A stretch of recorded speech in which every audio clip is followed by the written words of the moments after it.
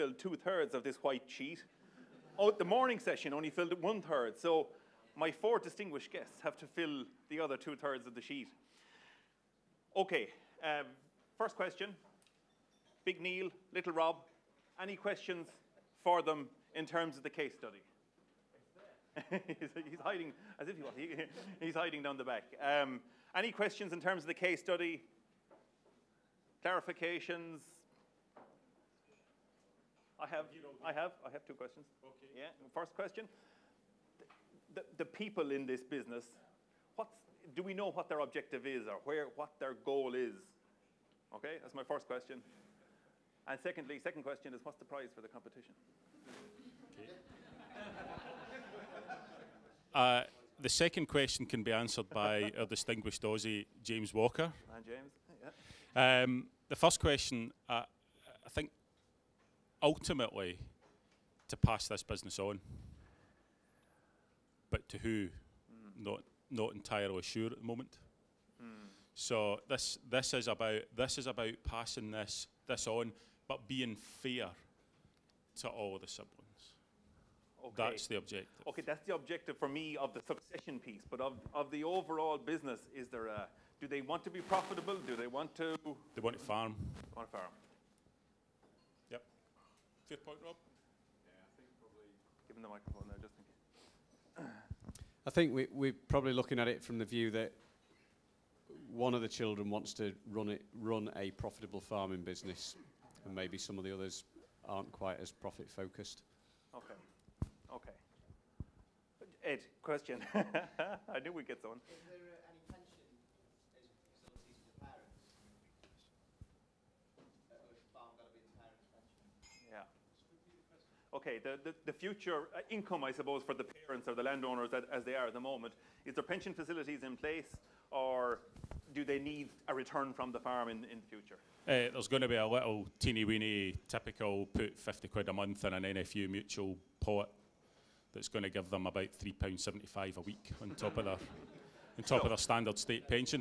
No, it was taken out. It was taken out when Mum and Dad were 21, and it still goes on. Nobody ever changes it. Yeah. So nothing substantial. Yeah. Right. So that very quickly focuses. Next question. Yeah. Oh, you're getting too excited there about technical stuff. No, I'm a bank manager. Don't do technical stuff.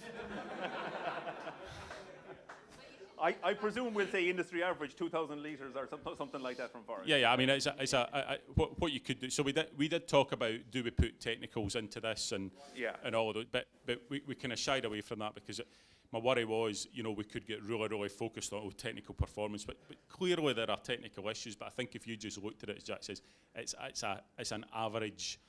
It's performing as an average family unit. So if you took kind of average figures that they're doing around about that, then I think that would be a fair assessment. Next question. Who are the owners or partners in the business? Who are the owners or partners in the business? So owners are mother and father, Robert and Heather. Partners in the business are Robert and Heather. Children are nothing to do with the farm at the moment apart from working on it. Slaves. Question up the front, yeah. What level of income do the family expect to get from the farm? This is the first question. The second question is, where does the cost of production need to be to compare with theirs? Okay, so 2 very good questions, and they relate to my first one. What the level of income that is needed from this farm, and I suppose the cost of production piece. Little Rob is looking for the microphone here. I don't know what I don't know if we had in mind what we thought was a level of income. I often look at accounts, and actually most people take the same amount of money out generally across businesses. There's not much difference between it. Some people are very extravagant, some people live on nothing, but most people take about the same level of remuneration out. I think the key issue about what would they need to produce at to be competitive is probably a question that we'd like all you to answer. So we'll throw that one back to you. Good man. Well done. Good. I think in terms of when you look at the drawings levels, Graham, there's no great aspiration for them to be to be anything greater than that. Indeed, you know, they really hammer Rob every year because they don't want to pay any tax. I think as you see in there, they're quite happy to go away and buy a. Yep. Yep. You need to have a kind of figure in mind as to what's required. Yeah. You need to start paying out shares. Correct. Well, I think you can make, yeah, and I think you can make some assumptions round about, certainly, John coming back to the farm. He's come off a big salary in the city. Is he going to keep dawdling away for 8,000 or 9,000 quid a year? They're going to need their income is going to need to rise because of the pension situation and because of the next generation coming in. But you know, they don't have a target because they've not actually really sat and thought about it.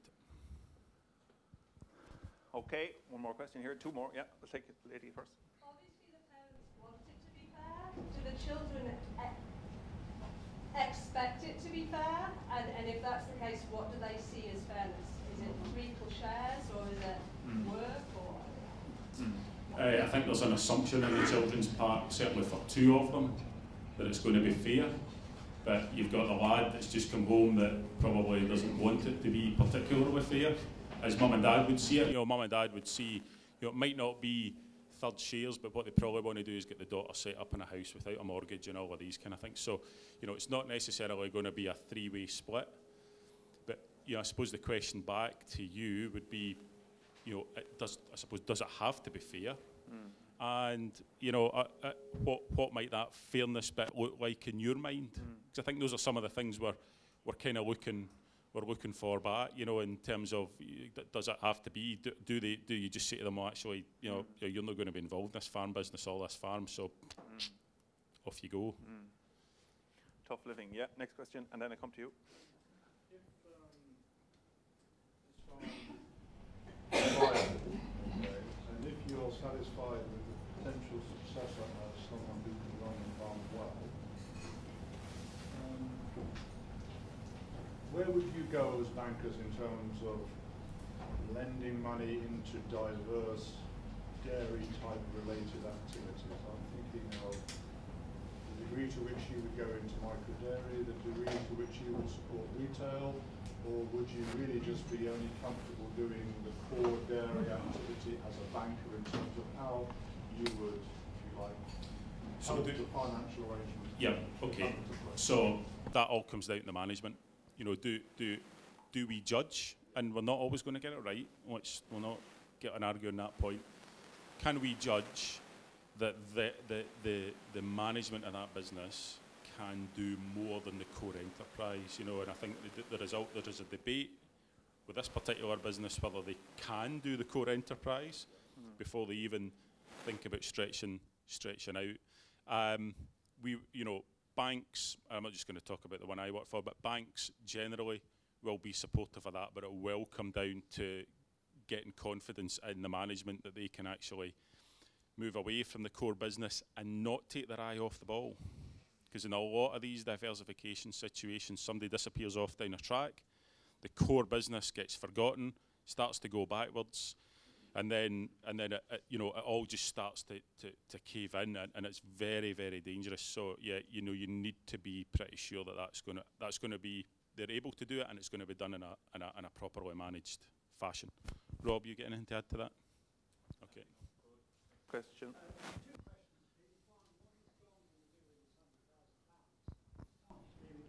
You tell us. You tell us. Sorry, the question was, what was John going to do with his £100,000? So that's a nasty wee one that the bank manager and the accountant threw in there just to get views on. You know, should he invest it? Does he keep it for himself? Does he go and buy? Does he go and invest in something different? If he is going to invest it, how does he invest it? You know, could do. Sorry, second. You were going to ask another question, Jeremy. Oh, the other question was, have they thought of diversifying? Bed and breakfast? Sorry, the question was, have they thought of diversifying, doing anything else? No, not at the moment.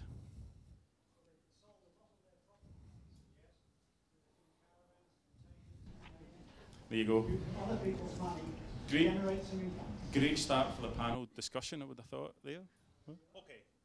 Thank you very much, ladies and gentlemen, and thank you, Neil and Rob, for participating so far and keeping the ball rolling. And to keep the ball rolling, I'm going to hand over here to our 4 guests this evening, and I'm going to ask them very quickly to, in 1 or 2 lines, describe first of all what they do and who they work with, and then maybe just pull out one highlight of the session this morning so far. So I'm asking them 2 tasks straight up, and then I want to get plenty of interaction because we have a big board to fill. But, you know, what they do, who they work for, and secondly then, I suppose, in terms of their highlight for this morning and something that really needs to be teased out.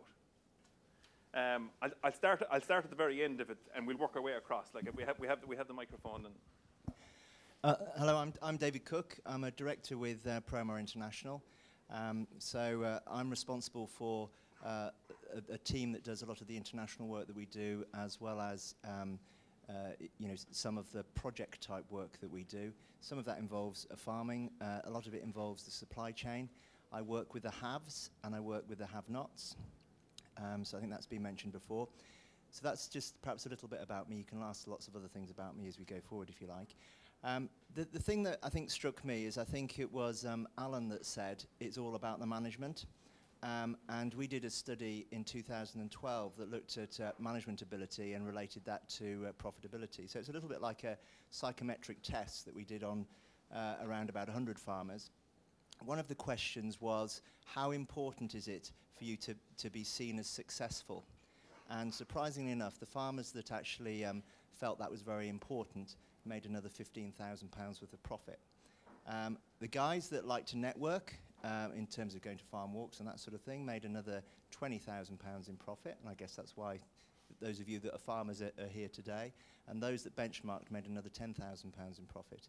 I suppose one of the questions that I'd also like to sort of raise is, what do you do if you don't like benchmarking and you don't like networking? And there's a lot of farmers that actually don't, and I don't know whether the Kidworths are a family that don't like mixing, but they might be, but that's a bit of a challenge. Anyway, that's my...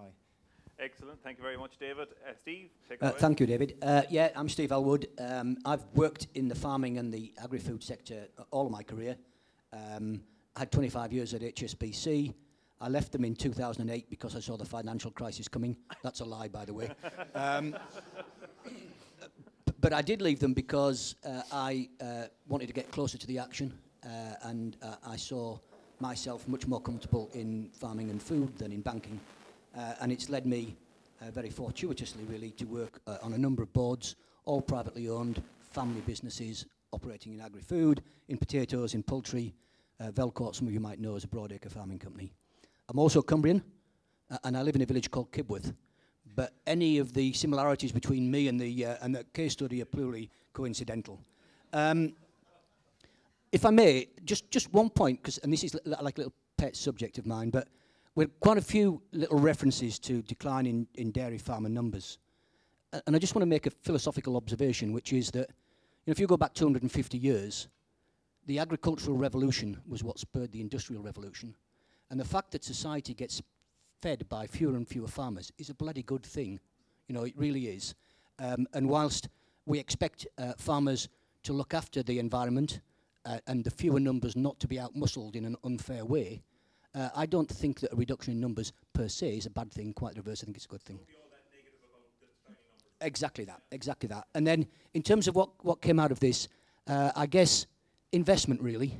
So having read the case study, having looked on the board, having spent 30 or 40 years in the industry, you know, this is a business that's made very little investment other than in bits of shiny kit. And if the business wants to have a future, then one of the things it's got to get right as a business is what it wants to invest in and why. Excellent. Thanks, Steve. Pete? Hi, I'm Peter Wasnich. I farm in partnership with my wife, Diana, down in the southwest of England.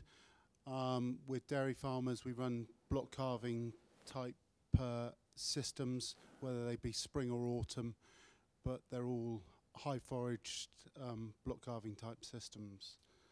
As for this morning, what do I take out of it? There's masses you can take out of it, but it keeps coming back to the same things for me, that as an agricultural industry or as a dairy industry, we try not to. We try and think with something different other than a primary basic primary industry, and really we must be looking at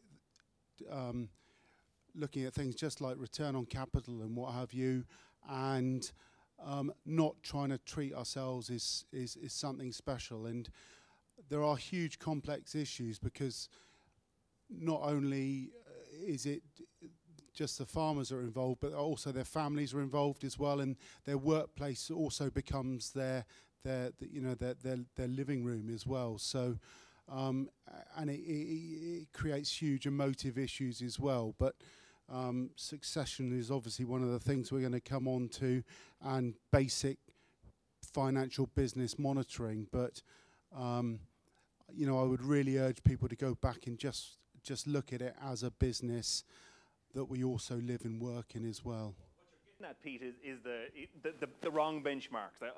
We had a quick discussion over lunch in terms of, for example, here in the UK, I mean, margin over feed is probably one that's used on a lot of farms, whereas coming from Ireland, I mean, it's never used in terms of a farm walk or a situation like that. You know? I think they're totally wasted, to be honest. If you're not costing the whole business as one, trying to look at something in isolation is totally meaningless. Hi, my name is Drew Fox. I work at Alpha Capital Research. We're a US-based investment advisor that really specializes in the alternative space. I suppose we're led into this field by just analyzing the risk-reward possibilities in agricultural commodities, and we think investors bring different opportunities to the farm than banks do. Why would you want to invest in a farm that's making no money? Well, I think you invest in the potential of an opportunity, and unfortunately, perhaps, agriculture's potential is usually defined in generational chunks, right? So once every 25 or 30 years, there's a major impulse to change. Maybe agriculture needs to be managed more like traditional businesses and have 5-year plans, 10-year plans. But the opportunity is definitely there at the capital expenditure and the generational level. It's a relatively new concept for me, and would be for Irish farmers as well. I'm not sure how popular in the UK in terms of alternative financing of family-type farms. How popular is it, or how much banking? So, just to set this straight, Jack, we're raising money for a fund that will lend money to farmers, and instead of extracting a principal and interest payment from farmers, the payments will be based on the price and yield of the crop, okay? This gives the investor an exposure he wants, okay, and is happy to carry. Okay, any questions now? Jump up if you have questions. Are you all happy with that in terms of a concept, in terms of a principle, and feel that you can relate your yield and your... This would be a normal model in America, I gather. It's a yearly model in America, okay? There's something known as flexible cash crop leases in America. What we've done is institutionalize this into a multi-year model, which gives investors an interest in what's happening at the farm level. So sorry, but all types of farming. Yeah, absolutely. Yeah. So the investors are more investing in the ability of the farmer rather than the commodity then? No, we're investing in the commodity. We're using national indices, okay? And one of the great things about farming, and you said it earlier, is that over time, prices tend to rise, and over time, yields tend to rise, and that's what the investor seeks to capture. There's no guarantee of return? Absolutely, none. Yeah.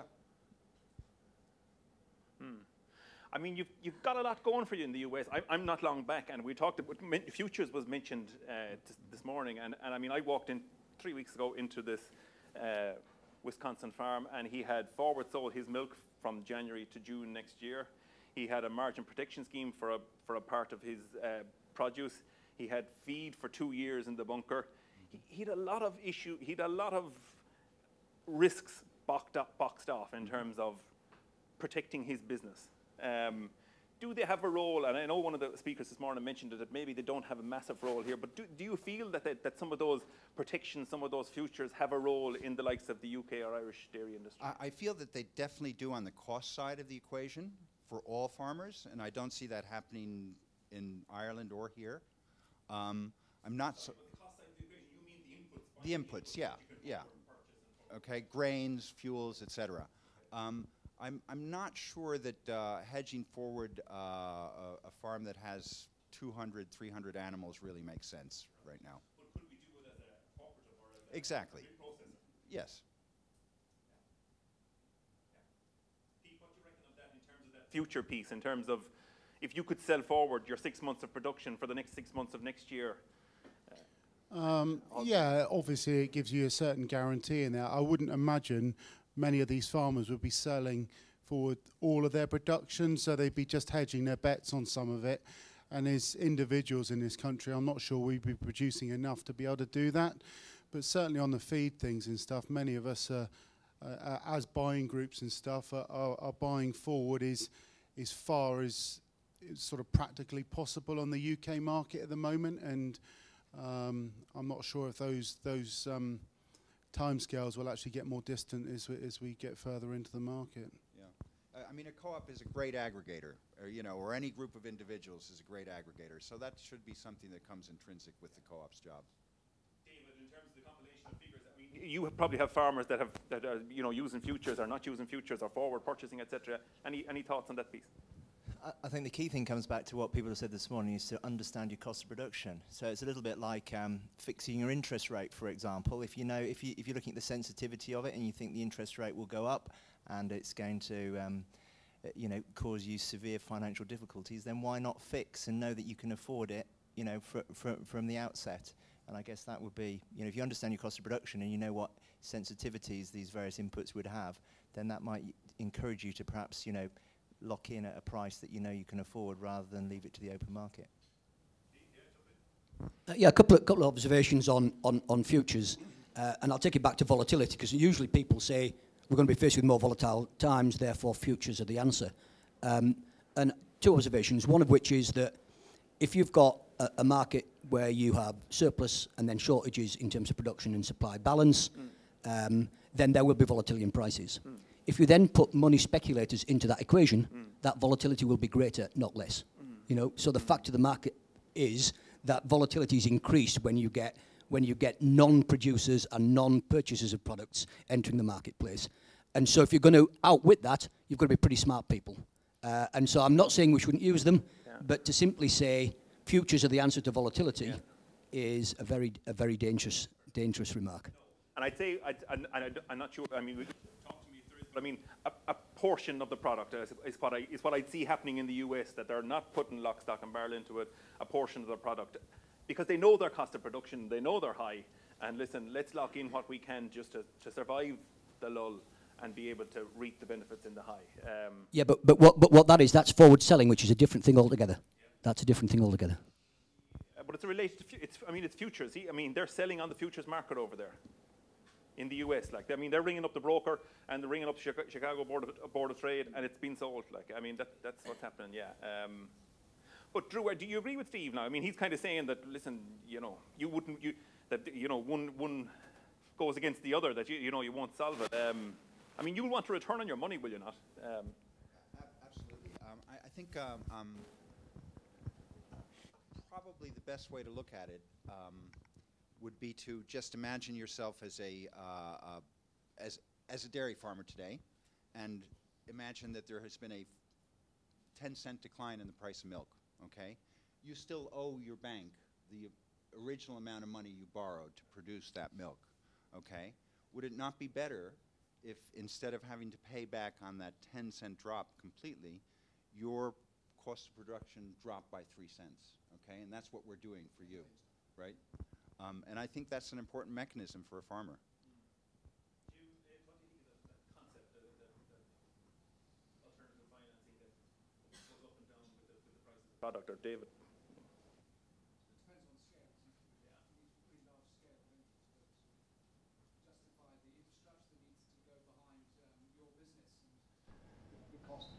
Well, so this could be 100 or 200 or 300,000 euro loan. It doesn't have to be a large amount.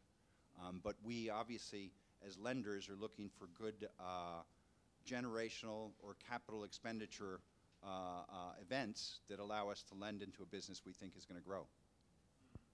But if, for example, David's business, if it stays in a slump, if it's the dairy business and it stays in a slump for a number of years, I mean, does that prolong the repayment of the money? No, it doesn't. No, it doesn't. No. So how do you get your money back? How do you? Well, essentially, when an investor buys a future in the market, he's taking the same risk as he is with us, but with us, he has the potential upside in the yield as well. Okay. Okay, and two variables are better than one. Pete, you're jumping? To sell in the futures market, you need to know very closely what your costs of production are.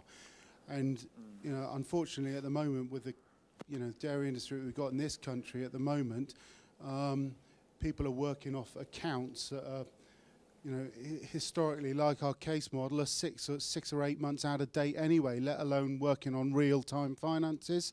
So the thought of trying to sell into futures for something that's 2 years down the line when they don't even know what their cost of production were 12 months previously sounds quite frightening to me, to be honest. Yeah. I mean, I suppose if there's an opportunity today that works at today's prices, is what we tell people, okay, you're willing to do that.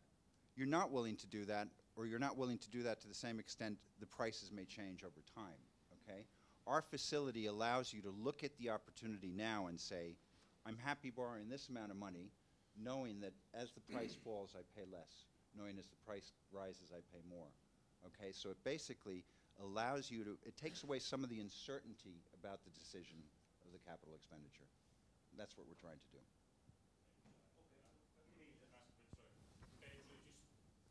Just on that, and then this is a wider question for the rest of the panel as well as you. When your fund is looking to lend or to invest in a farm business, and just touching on Pete's point there, what kind of level of financial literacy and sophistication are you looking for from that business? And then just as the wider question, are farmers in general, are we behind the curve in terms of where we are at looking at finances and understanding what our business is actually doing on a commercial level? I suppose the second one first. We find that a lot of farmers are more producers than business managers. And that's a constant struggle in the farming business, and it doesn't just apply to dairy. Overall, we're looking to have to exact loans with the same underwriting standards that banks do. Okay.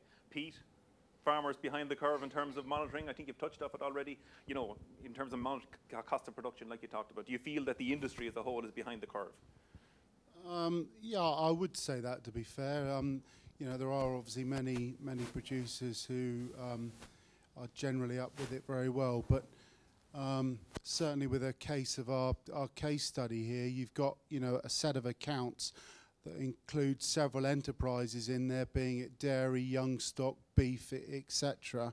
And until you can get a good handle on each of those contributions to those enterprises and break it down, you can't start making management decisions, because you could very easily chop out the one that, although it might be contributing the greatest amount to the pot, if it's costing you more than it's contributing, it's still the easiest one to knock out. So without having a detailed breakdown of those and having some comparisons to go by, you are shooting in the dark, I'm afraid. Pete, I'll stay with you for a minute. In terms of your system of production, you mentioned it at the start, it's forage-based. I mean, it would be, relatively unusual, say, for a UK, farmer to be, completely down the forage road, similar to what we suppose we are in Ireland. When did the light switch come on for you in terms of your system and in terms of that business? I'm still waiting. It's warming up. It's warming up slowly. No, I think when I returned home, I wanted to come home to the family dairy farm probably in the same way that our model is here today. For us to have another family drawing from the farm, we had to go back and analyse the business fairly carefully. At the time, we were running beef, sheep, and dairy, and with financial costings, being done detailed on each one, we soon identified that the dairy was our most profitable enterprise. Unfortunately, at that time, quotas were a major restriction on the business, and although it wasn't cost prohibitive to buy quota and expand, we had to do it by exploiting the most margin we could per litre of quota we bought basically. So, and that's where the system that we've developed came from.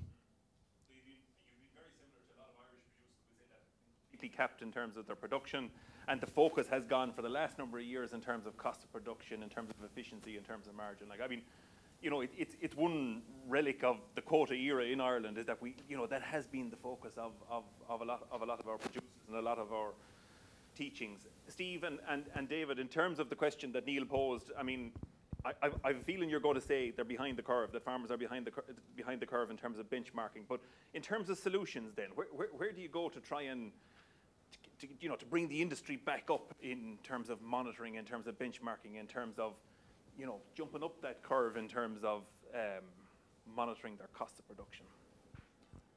Okay. It's not that difficult, really, is it?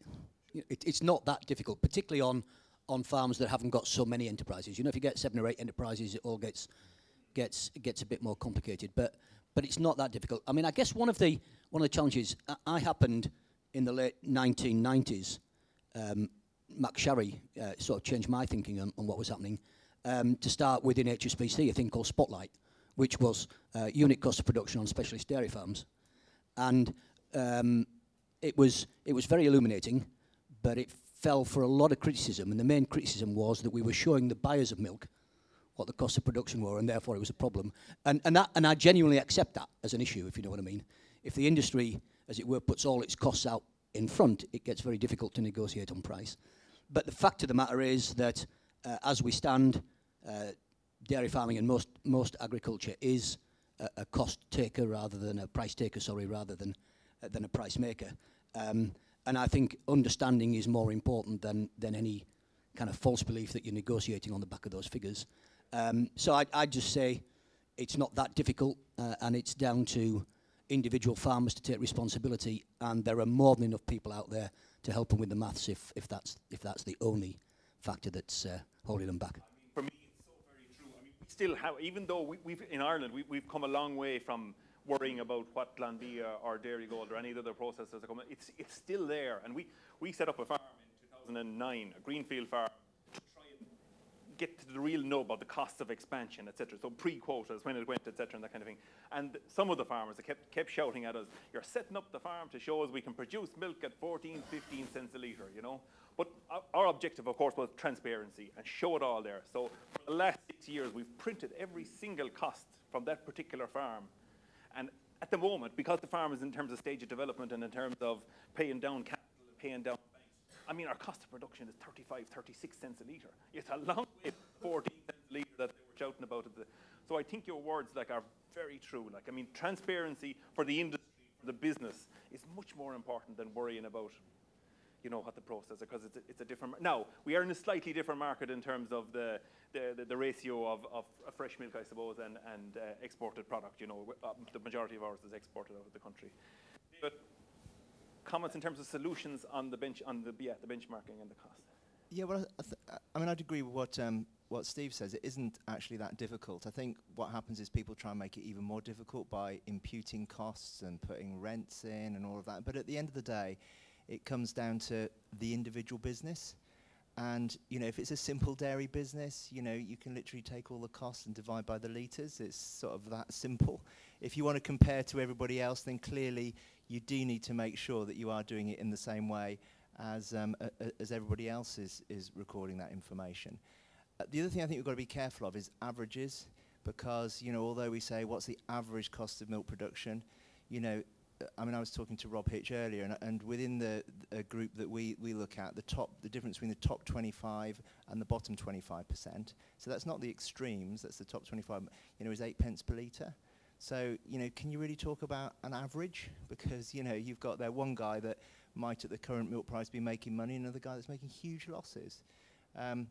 That's important. The other thing is it isn't just about litres, because you might be the most efficient cost of production farm, but if you've only got a few litres, you might still not be making enough money. So the other way you can look at it as well is by working out how much money you actually need to make, and that's quite a simple formula. If you add up, what do I need to live on? What do I need to invest to make my farm sustainable? What do I need to repay my loans, my bank borrowing? Then you'll end up with a profit number. And the question is, are you making that profit number? Now, it doesn't matter how big or effective your business is. It's all based on, is it making enough? Are you making surplus? You've got to remember the tax as well. That's assuming you are making a profit, but let's hope we are. That's the other way to look at it. So it's not just litres. And I think the other thing that Pete mentioned earlier is when he bought quota, you're talking about, well, that was your limiting factor, so I need to maximise the amount I can make out of quota. Well, quota's probably not quite so important. It might be that land is now the #1 limiting factor. So perhaps we should be looking at how much can I make per acre or hectare of land. But again, that will vary with different businesses. Some people might say, well, it's cow places because I can't invest in any more cow space. So lots of different ways of looking at it. But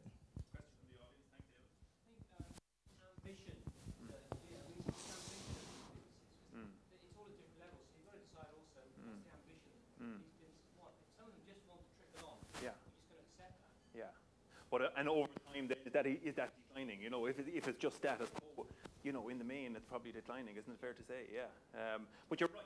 The ambition, the objectives, the goals. They're crucial. They have to come up front and centre for the likes of the case study. I would think. But sure, what would I? Ambition. Do you agree? Ambition is key to. Go on, Pete. Jump at it. Yeah. Ambition.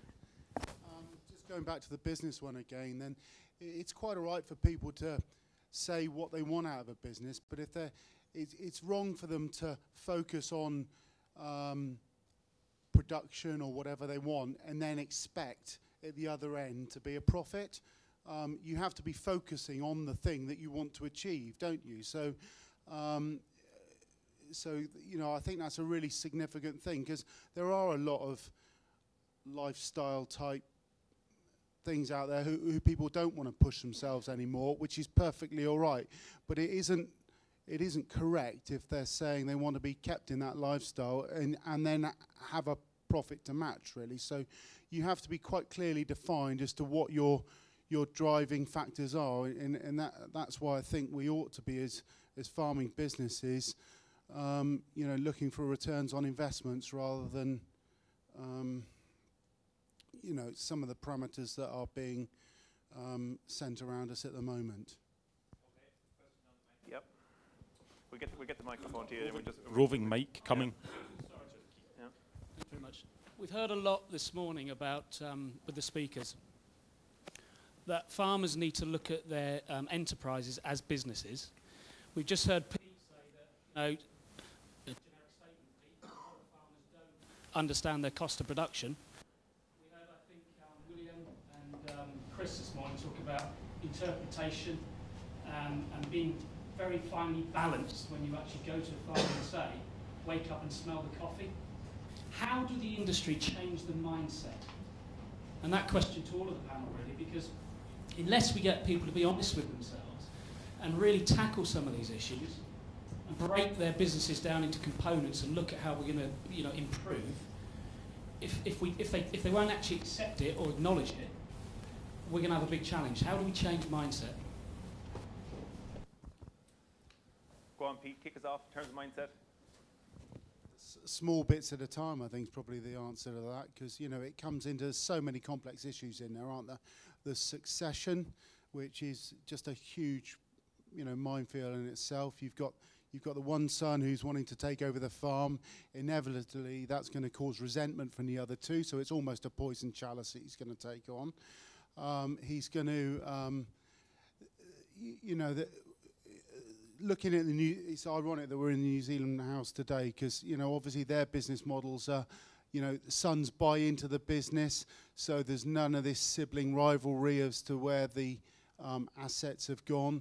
the parents can then sell out of the business. That son is then empowered, or son or daughter, is then totally empowered within that business and can then make business decisions that aren't inhibited by what their parents are thinking.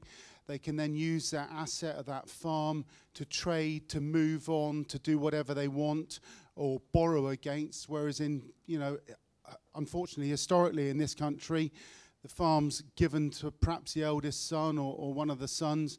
He's resented by the rest of the family. He can't then probably trade with that farm in the way that he wants to trade because he feels he has to keep it in the family to hand it on.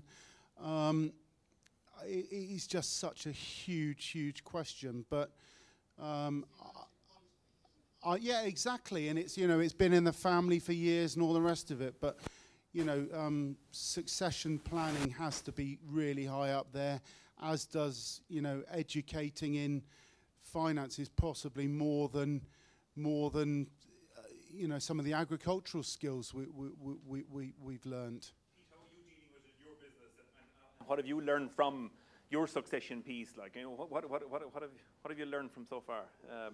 Well, we've tried to address succession fairly early on, and I've got a sister in the business and as well, so we're trying to do what's right for everybody in the business. And obviously that's not something you can just address and then put away. That has to be ongoing. So situations do change all the time through illnesses, divorce, whatever, there are other things. So, try to address what people want on an ongoing basis. So, yeah.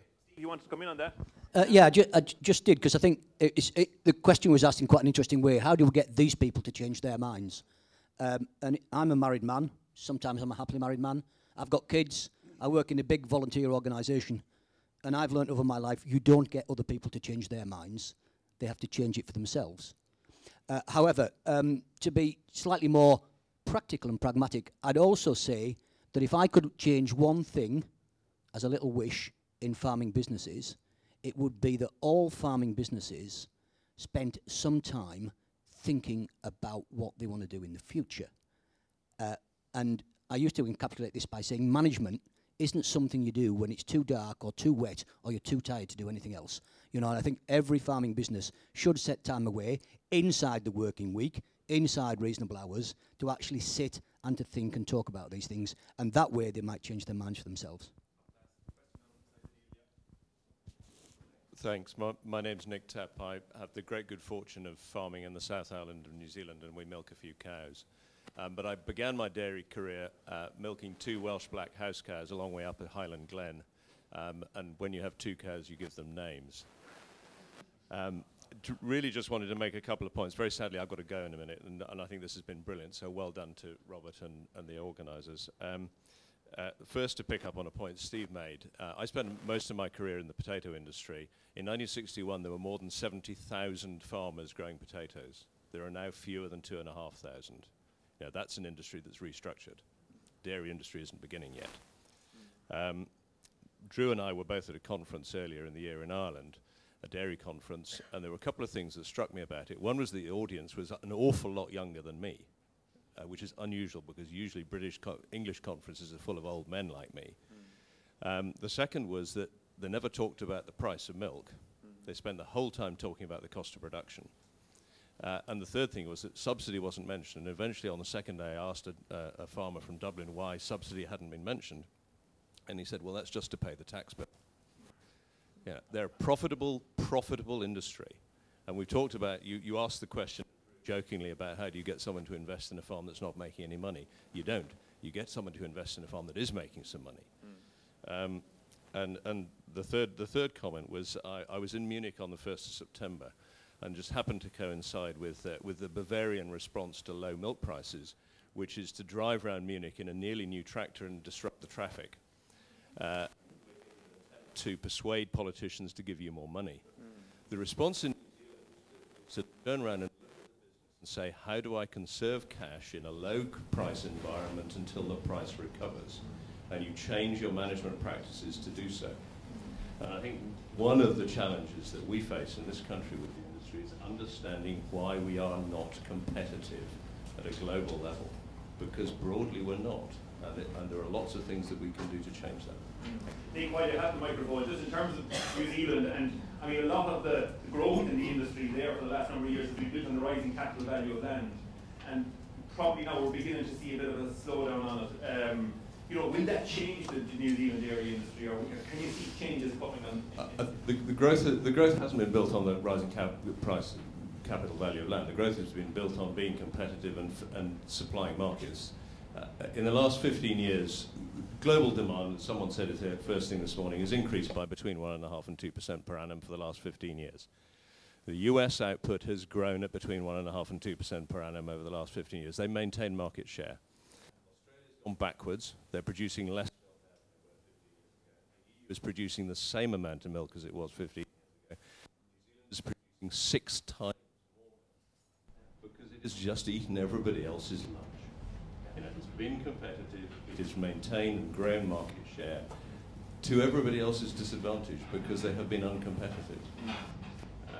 Now I'll argue back that the debt levels have increased substantially, and that they won't be able to pay their debt levels this year, and it's on the back of purchasing expensive land at $60,000, whatever. Yeah, it's no different to most other industries. 80% of the debt is held by 20% of the farmers, and if your timing of borrowing is unfortunate, you get caught by a low price. But the other bit I should have said, the other point that the Kiwi farmer will do is go back and look at his business, reduce his cash. Having made the plan, he'll then go to his banker and say, how do you help me through this low price environment? Because you, Mr. Banker, don't want to take ownership of my farm, do you? Because they don't. Good.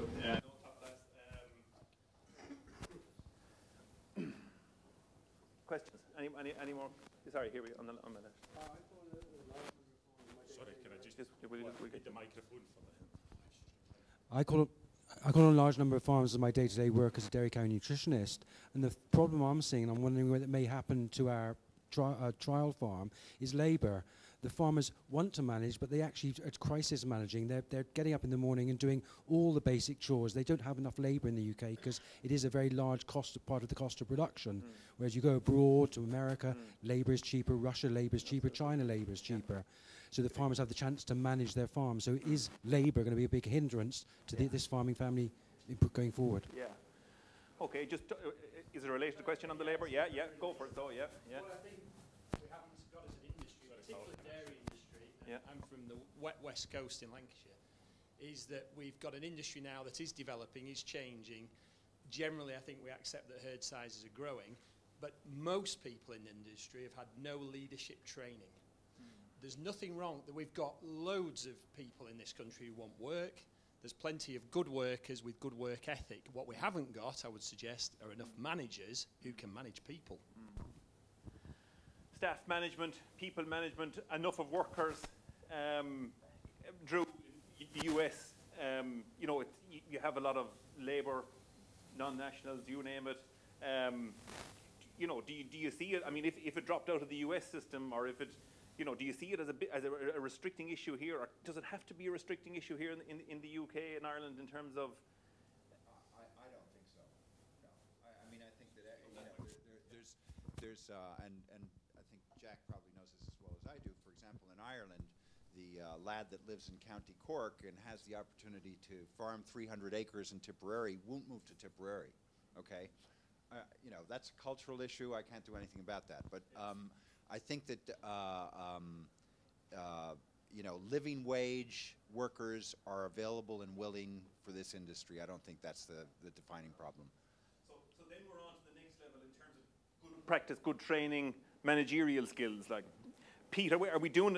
Is the industry doing it good enough? Isn't this coming about it from the wrong way? Surely we should be, creating an industry that can really reward guys that come in and do a good job for us, really. And it frustrates me to think that people are talking about bringing in the cheapest cost labour unit from foreign countries. And I frequently see guys on 30, 40 and even 50 grand a year for managing and running dairy units. And people perceived in the olden days that or in days gone past, that they would have to work ridiculously hard for that. And I think providing your systems are well focused and targeted, and you've got right levels of investment in right equipment, i.e.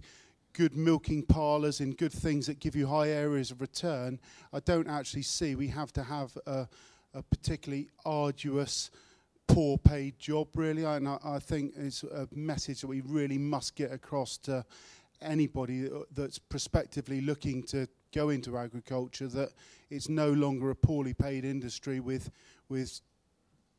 difficult jobs in it.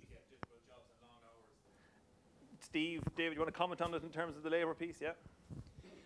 I think that's a really key point, and it's something that I think has been, has been missing. I mean, myself, I manage a team of 18 people. I've been on lots of different courses relating to how you manage staff, and I don't get it all right all the time. I guess I've been promoted into that position because I'm probably more able to do that than perhaps other people. I know other people I've met, I probably would never ever think about getting them to manage staff. I think it's slightly different in a farm because you're sort of potentially born into it, and you might end up with managing staff. If it's something that you're not predisposed to do, perhaps understanding that as a weakness, or having some sort of element of training to work out, what are the strengths, what are the weaknesses, what can you do better, I think is all part of it, and probably I think a much more important part going forwards. Questions? Yeah, in the centre and then down the back. Yeah.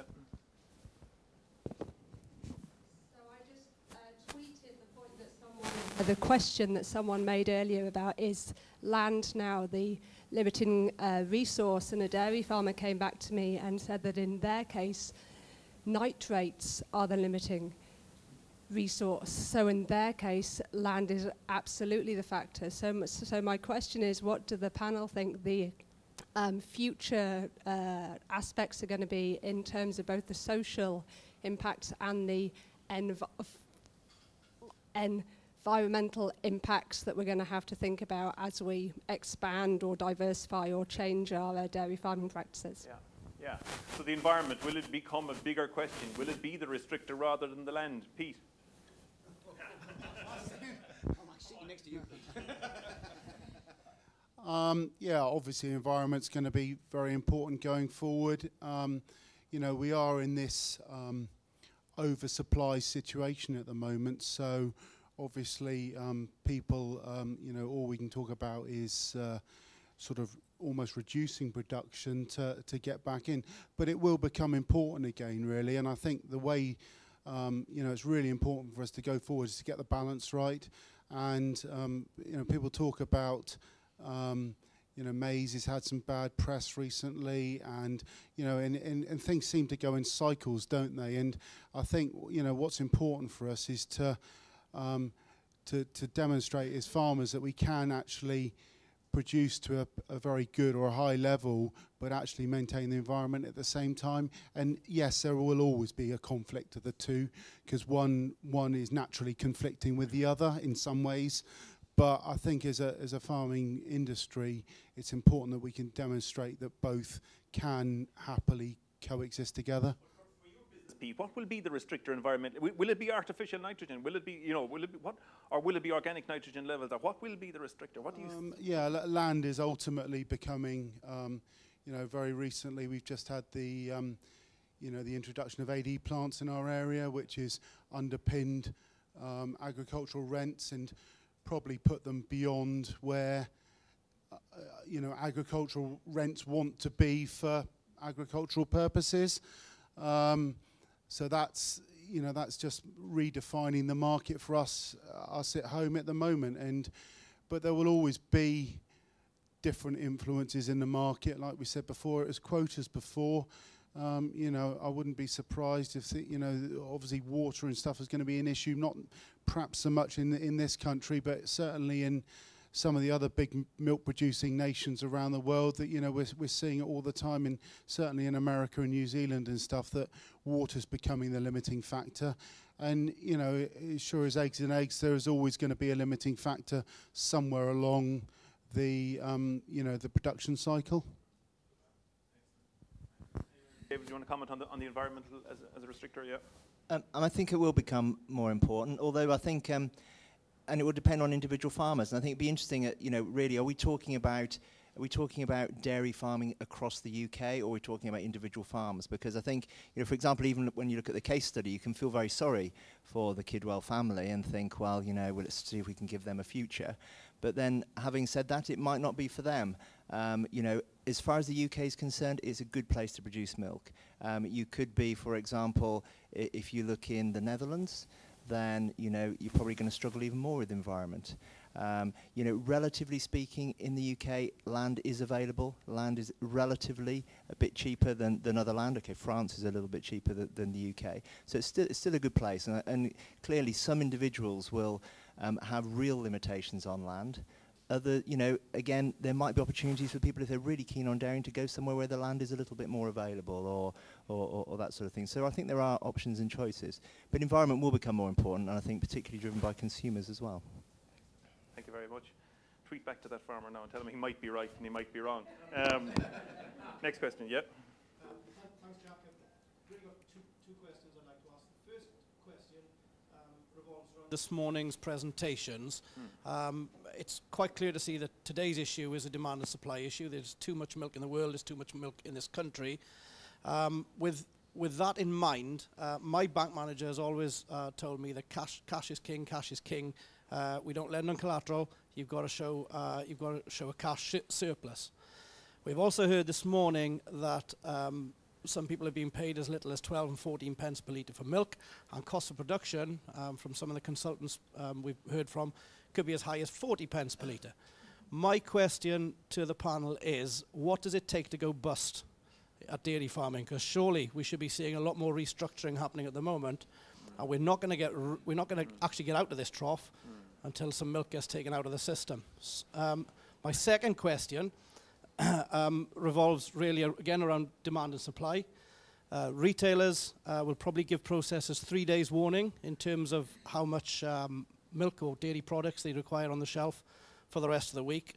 Dairy farmers need 3.5 years lead time to actually turn the tap on and off, and I think Chris Walkland this morning showed that with October levels increasing in the UK again, which means that we're not really responding to low prices here in the UK.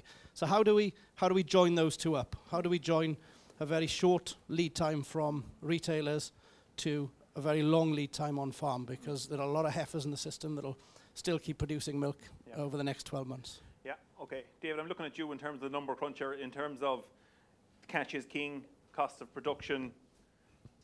What does it take to go bust? We hear for a long time about the intensive industries in Denmark and Holland, and every cow is walking around with debt of 20,000 euros around her neck, but they're still surviving to an extent.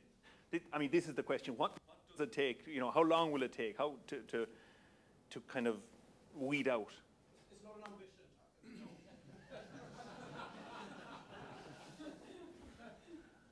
I mean, I'm also surprised in terms of the current crisis, in terms of some people's milk price, why people haven't made the decision themselves a little bit earlier. I guess it's dependent on when they think things might pick up, what they're looking at their asset value and thinking perhaps will my asset value improve sufficient enough to sort of mitigate the trading losses that they must be making at the moment. I think it'd be quite a good question to perhaps pass to Steve, being a banker, but ex-banker. Yeah.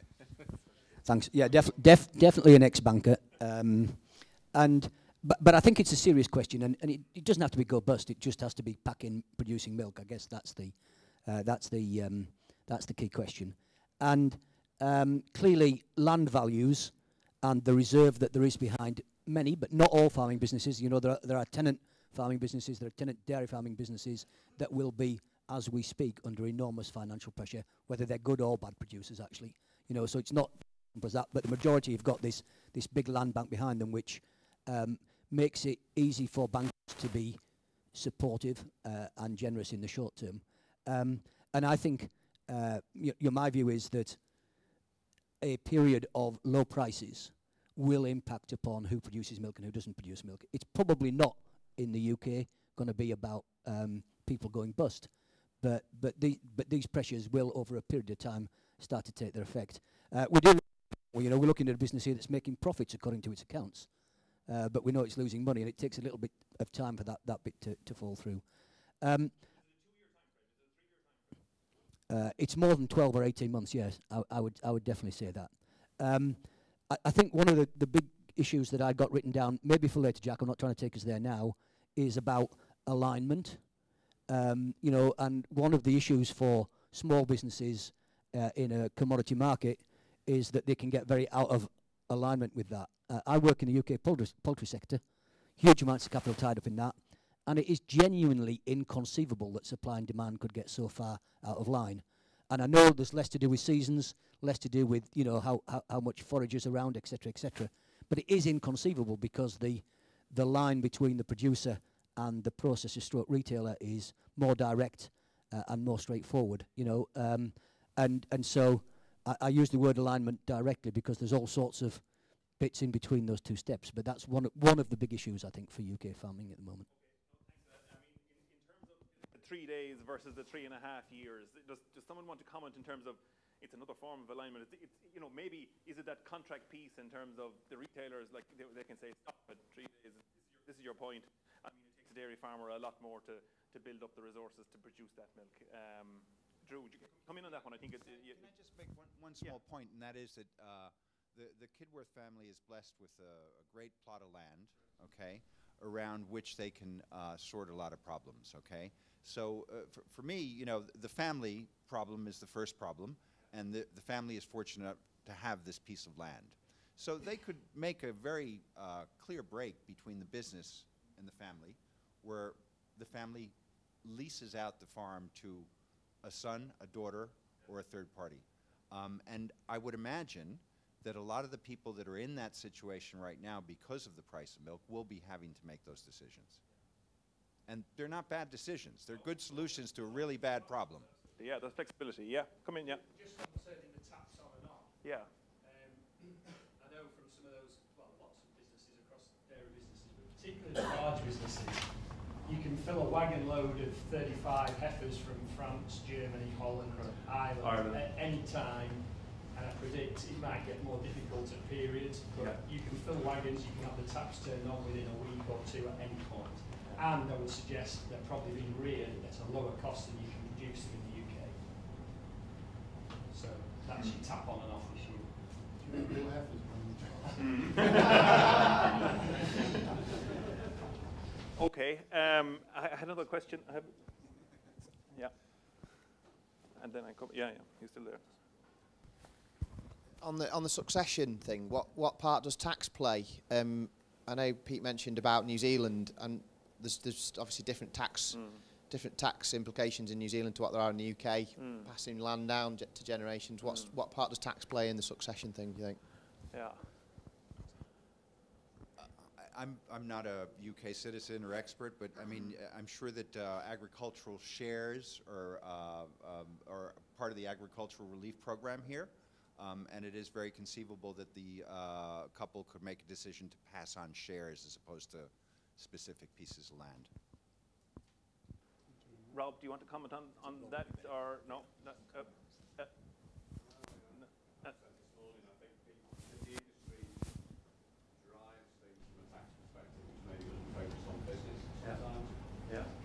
So that's the relationship then you're looking at in terms of, in Ireland, the Department of Finance relationship with farmers. And I would say in Ireland there's quite a strong link between not just farmers, but other sectors as well, you know, in terms of what they want and what they see as being successful to driving the business forward.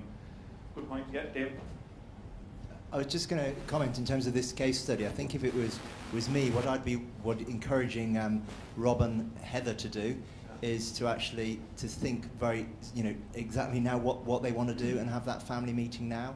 I think the oldest son, I can't remember his name. You're not going to win the prize now if you tell everyone else. You know that they're all going to write it down. So well, if you could reference me in your response, that would be great.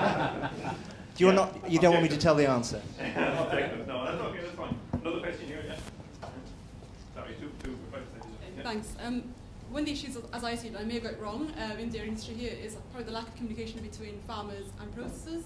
And I know you're not all, might not all agree with me, but I guess the question I have is, how do we improve that? You know, in terms of historically, I guess farmers have been increasing production without probably in discussion with milk buyers, and that actually farmers also don't know what the plans for milk buyers are going forward. I know Chris mentioned at the beginning that there have been developments and innovations at processor level, and there's been some improvement on communications back and forth. But I think there is, from my knowledge, and I've worked at the NFU for the last year, there is a lack of trust back and forth there still.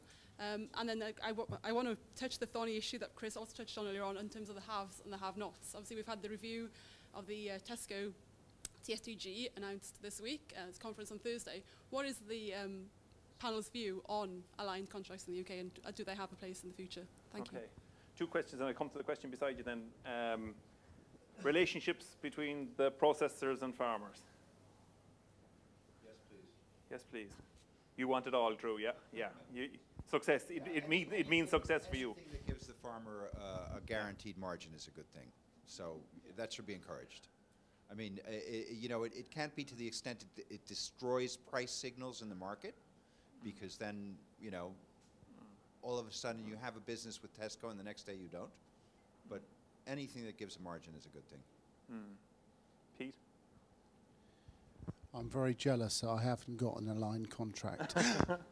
No, we're strong members of ALA. We believe very strongly in the having our own strong branded model, so that's really good. And I think ALA are giving us strong messages as to what they want, as in quality, and they're really after high constituents milk and stuff. And so we're trying, to do what they're wanting. I would quite agree that communication, and it isn't just inter-family communication or with the bank communication, as farmers, as an industry, sometimes or quite often, with accountants is another classic. A lot of farmers will begrudgingly have a once a year meeting with an accountant, really, and they really should be a part of your inner circle, if you like. You should be running ideas past them and stuff. So. But yeah, with milk buyers, there should be constant dialogue with them. So definitely. In terms of the aligned, I know you're jealous, but what do you feel about them, aligned contracts? Ultimately, I'm not convinced by them. If I'm honest, I'd like to see a strong industry throughout the whole country, really, and obviously.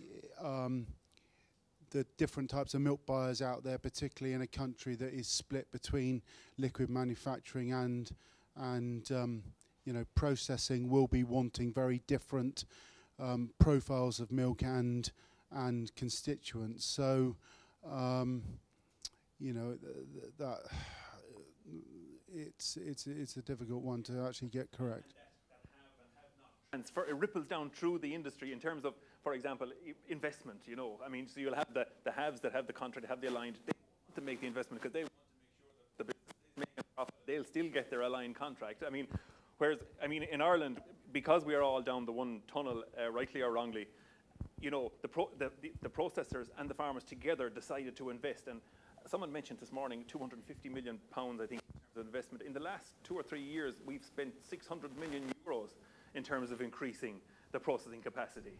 So as an industry, we've decided, listen, the peak is a problem, yeah, for that period of time. Let's up it, but we're willing to keep the industry on the track that it is because it's profitable for the farmers going forward, and that moves up the chain. Question beside you, then I come to the front. Yeah, sure. Nearly my question. The thoughts about concentrating on one side of the accounts. Everybody's so focused on cost, and nobody's sort of thinking so much about the income. Chris highlighted earlier on that the haves, the supermarket contracts, those with a relationship with their retailer, their processor along the chain are actually doing better. Is that not the way forward for the industry? I think we've been banging on about costs, and I don't want to dismiss it as irrelevant. I've heard Alan speak about cost of production umpteen times, and it get a bit frustrated. And I think back 15 years ago when I listened to his boss, who was sitting on the panel, speak, and this was the time just after foot and mouth. I was wondering whether to reinvest my hard-earned compensation from the foot and mouth cull back into dairying. And to quote Alan, to quote you, you said, if you're going to produce a commodity, you need 2 thoughts in a day. The first thought, first thing in the morning, is how do I cut cost out of my business today? And the second thought, when you go to bed at night, how do I cut cost out of my business tomorrow? Well, we've had 15 years, that's about 5,500 days, so that's about 11,000 thoughts that the dairy industry has had since you said that, and we still haven't got down to the cost that New Zealand are doing.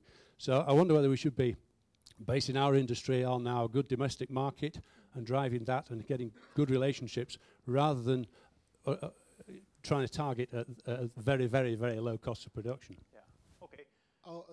Just very quickly on that one. Ultimately, yes, we should be trying to market our milk for as much as we possibly can. But at the same time, the cost of production is something that we can directly involve ourselves immediately on our farm. And there are things that we can do on a daily basis which influence that, which with the milk selling side of things, you know, we try our hardest to influence that, but that isn't as things that we can do on a daily basis. Yeah, come in, Steve. Yeah. Now you can influence the you can influence the output side of it with better solids and whatever. You know, I mean, you're not getting a peach. You discussed it with me, like, you know, you think you can't, like, no. Sorry? Yeah, you in terms of you can influence the output. You said in terms of costs you have control over, and I agree. But I mean, you can influence the output by better fat and protein percentages and better quality milk and you know, lowered SECs. Yeah, you're happy with that? Yeah, yeah. Steve, sorry. Just write a reply, but actually, you remember that much better than I do. So those were definitely my words. I'd stick by them today with one. Yeah, well, 11,000 times. The only slight twist on that is it's not total costs. It is costs per unit, if you know what I mean. So it doesn't mean everybody's going to cut back on what they're doing, because I think that's exactly the mindset that will lead businesses into trouble over the long term. Maybe not over the short term. We'll get back to the case study later. Just the big point, like, and you shouldn't really raise an idea without at least having a rough idea where you're going to go in terms of a solution. But I'd say one of the biggest challenges at the industry level now is that we have a liquid milk market, which generally speaking has shown itself to provide better prices, better levels of return for those that can enjoy it. We have a cheese market, which is somebody else's, broadly speaking. And then we are looking at skim milk and whole milk powder as our future. So we're actually going from the highest price output for our product to, I would suggest, the lowest price. And one of the challenges is, you know, what we can do about that big lump in the middle. Yeah, I mean, you could categorize it like that. I mean, you could say that the powder market, you know, can be cut into the high-value infant powders, the low-value skims and whatever, you know, so that you can try, if that is the strategy decision of the processor or whatever, that powders are it. And in Ireland, our guys are pretty much saying that powders is where we're going, and we're going to export it onto the world market, you know, and make it as high value as we can. Now, I had a couple of questions. Was on here front? Yeah, sorry, this man, and then I come to Taven, and then I go. Hello. Does the panel think that the milk contract at Kidworth Farm is a risk or an opportunity or a limiting factor? This is the man that's doing the case study now as we sit down. In terms of the contract on the farm, is it a risk? Is it a limiting factor? Is it an opportunity? Neil, just in terms of the contract, what A and B pricing, commodity-based contract. Sorry, could we just ask Neil what the contract is? We've all read the brief, by the way, very carefully, but we've just forgotten.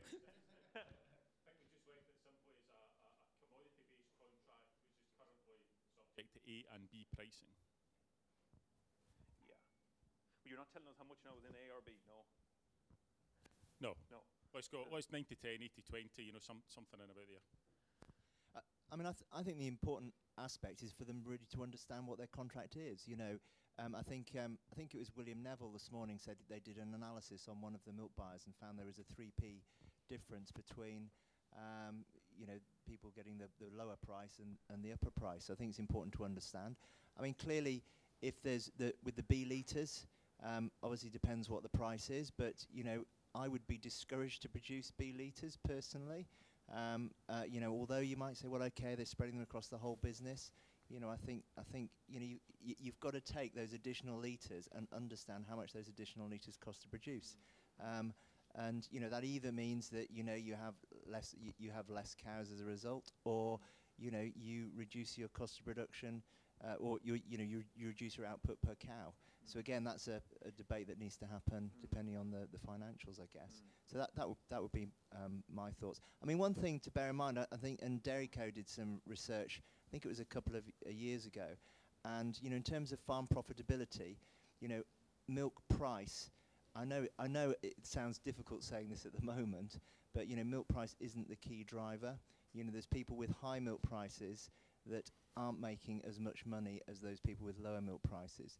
So, it is important to understand that. I know at the moment there's people that there's no way they can make money on the level they're getting, but just bear that in mind. Okay. I'll go back here, Neil. So you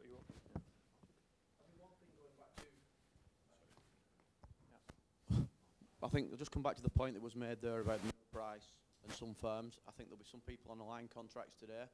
There'll be some of the most inefficient farmers we've got in the UK, and there'll be some guys that have, through no fault of their own, have ended up in pretty grim places. Will be the most efficient producers we've got in the UK, and I think necessity will drive that. Going back to milk price and what was commented on about butter and powder, the correlation between milks, whether it's liquid, cheese, powder, the market is so fluid that we're seeing on a day-to-day basis that people are offloading cheese milk into powder, vice versa. It's whatever the return, it's moving through Europe so quick. There's not even a lag between New Zealand and Europe. We're down to days. It's so fast. Go to the States, look what they've got. The correlation between milk types, it's almost irrelevant. And I think going forward, take the aligned contracts, which for the record, I don't think they might benefit the few farmers. They haven't benefited the industry. But the correlation in milk types, I think we're all going to end up in a very, very similar place. You're saying get real, we're playing on the global market. Is that what I mean? Yeah, because it's one pulls the other. As butter and powder is driving the market, it drags the price down, it drags the price. So when we see the high liquid milk prices, look at the graph, the correlation, it's there. You might get slight variances. Yeah. Okay, another question over here to your left, right. Yeah, thank you. Looking at the project here, there's the two sons, and if for argument's sake they were all divided up a lump sum of money, and one of them decided to go off and farm somewhere else, he hasn't got a proven track record, but he's a young, driven farmer. Right. How is he going to get into the business? Because at the moment every door is shut on anyone joining the industry. So these are the people we want in the industry of the future, the driven ones. Are they just going to go abroad and go to Ireland, go to New Zealand to do it, or is there going to be a place for them in British dairy farming? Okay. No, we're not taking them in Ireland. We have enough of them. Young farmer,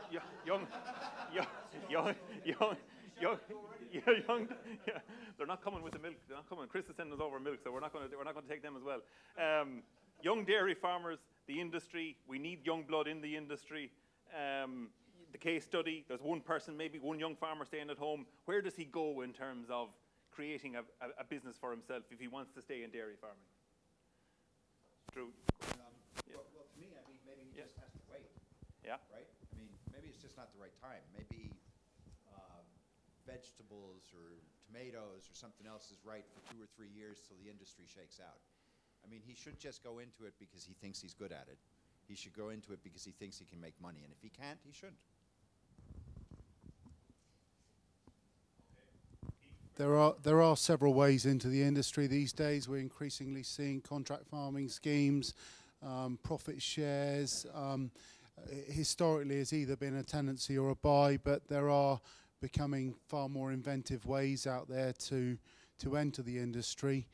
And obviously, as land values and stuff increase, it is becoming increasingly prohibitive for guys to almost get on that ladder in the mainstream sort of buying sense. But there are a lot of opportunities out there with new types of joint ventures. I just wanted to mention my experience, the work that we've been doing with the Future Farmer Foundation, which is funded by Tesco. And I mean, what is apparent is there are some fantastic young people that want to get involved in farming. And by looking at a group like that, so there's 50 of them that come on each year, not all from farming backgrounds. So I don't think we just assume if someone's in a farming background that they need to go into farming. I think that those guys, given the right opportunity and the right encouragement from all of us, and that isn't a case of saying, you know, you can't do it like that because we've never done it like that. The real encouragement for some of these young people, I think they'll make fantastic farmers for the future. We've actually got one of the Future Farmer Foundation from people here, actually, in terms of Joe here, who's sitting to my right. You know, so again, encouraging people to participate in schemes like that. I think the ones that want to get into farming will get into farming. Would you mind if I asked you for a comment at the microphone in terms of, do you feel the door is as closed as the question came across, that young people can't get into dairy farming in the UK at the moment? I wouldn't necessarily agree. For some people, they might find it's a better time. There's more opportunity, and I think if they think that they're very good at it, then they should go into it, because I think ultimately the cream will rise to the top. And I think, you know, it's like anything, the best people will be able to succeed in it, and it's going to be very much survival of the fittest, and if they are the best, I think they will be able to succeed in dairy farming. I think that will be the most important variable. Okay, happy enough. Thanks, Joe. Yeah, Steve. Yeah, if I may, just a slightly different tack.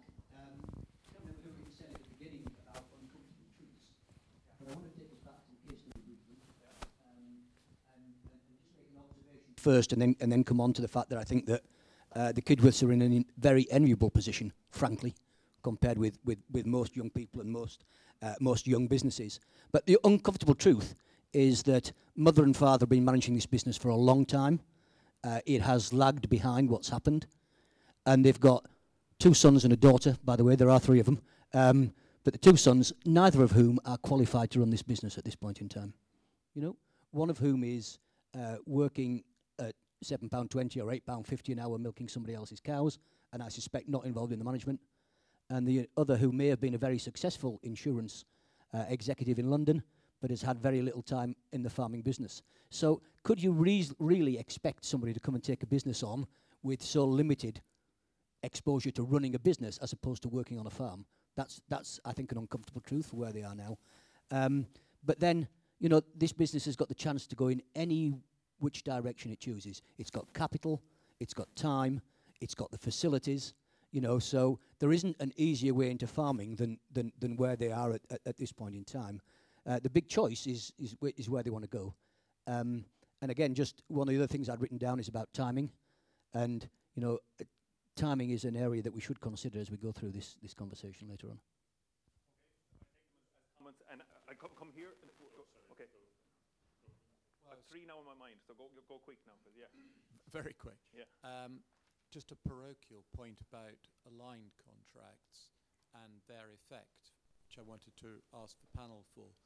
But the Competition and Markets Authority, when Muller and Dairycrest got together, were said that it had to be conditional upon effectively a 3rd processor being introduced into the dairy liquid supply market. Now, the person who's been introduced into that market, or competitors trying to break into the dairy liquid supply market for major retailers, are competing for their milk against aligned contracts. And how does that play out, and is that good for the industry? Okay, I take it as a question. Just be thinking of it. Just hold that thought. We're going to get the other 2 questions because we're right up in time at the back, and then right here at the front. Yeah. Yes. What the gentleman was saying about who's actually qualified to run the business. Yeah. I think if you looked at dairy farms in the UK right now, there'll be 2/3 of them will be qualified. So that's the reality. Yeah. So to say that they're not qualified, well, 2/3 of the industry wouldn't be qualified. Yeah. So that's a gap that you need to fix as an industry. Yeah, absolutely. And right up the front here now. And if there's any other burning questions, I'll take them. But we're right up to time. Yeah. Hello, Jonathan Robinson, United Farmers. First of all, I just want to clarify something that the reason I said United Farmers, I should say UK, just so you realise I'm not a plant here from New Zealand. But it's been very interesting listening to all the things that have been said here today. And I'm an ex-dairy farmer from New Zealand, a young dairy farmer that went through the systems and then came across for a holiday 28 years ago. I can confirm I'm not on holiday still, but basically, I've worked in the industry over here for many years. Mainly, I chose to work out of agriculture or dairy farming here because there was no way into agriculture. You're either born with the luck or you're married into it. Now, today, after listening to everything, I've been reflecting back on what I can add, what I can contribute. And it's funny that I'm sitting in New Zealand House, and please don't repeat this outside because I might be considered a traitor. But one of the most important things in farming in New Zealand I learned that was we would take the best aspects, the champions in certain areas who could actually make the farms very profitable, low inputs, high outputs, and actually make the best margins. And we had champion farms in certain areas, and we had groups like the Hive, which would actually be responsible for going around every farm and actually having a look at it. And the farmers there would share how they thought the particular farmer could improve his current situation. Now, if we're really serious, we need to be practical with farming here. Farmers are not exposed to other things that are going on. They're not exposed to the world. They can't see the efficiencies in their competitors. If we're serious, we probably need to look at making champions, farming champions who are doing the right things in the UK regionally, and actually having farmers visit those farms and actually see what they're doing and trying to implement and emulate what they're doing correctly. Thank you. Jonathan, very clear solution to, and I'll take it as a comment in terms of making farming champions and getting onto their farm. Does anyone want to comment on the parochial question, as he labelled it himself, in terms of the aligned contracts and the third processor entering the game? David, are you close to it, or Pete? Or no, they're all looking at each other. So, you think he knows the answer? He knows the answer. Okay. I think I'm going to leave it. If there's a burning question, I'll take it.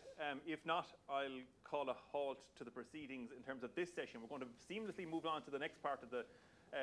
But I suppose just to say, as an Irish person listening to the debate this morning and listening to, your leaders for today in terms of the discussion, I mean, honesty, clarity, and transparency are so crucial to the success of, or otherwise, of your industry. We come regularly across the water to see what you're doing, and we always talk about the potential, but I mean, unless you're honest, and I think it's come across, but I could go down and go through each of the aspects that they've talked about, but I don't think it's necessary. I think they've all talked about benchmarking, honesty, transparency, clarity.